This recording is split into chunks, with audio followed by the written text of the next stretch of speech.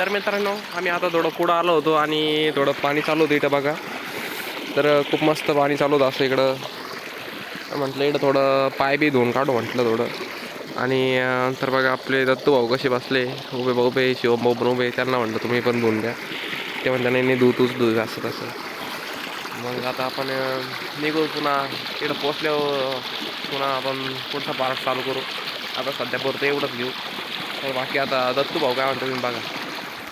तर नमस्कार मित्रांनो, काय चालू आहे आपलं. तर आम्ही चाललो होतो कोपरगावला. तुम्ही कुठं जाणार आहे आज एवढं कमेंटमध्ये सांगा. शिवम भाऊ बघा शिवमभाऊचा कॉल चालू आहे. शिवमचं बोला काही 2-3 शब्द बोला. शिवमभाऊ प्रणव दादाच व्हिडिओ घेऊन राहिले. प्रणव दादाचे पाय वाळाना त्याच्यामुळं. खूप पाय दुखायला लागले आता. अजून तरी 20-25 किलोमीटर जायचं आहे.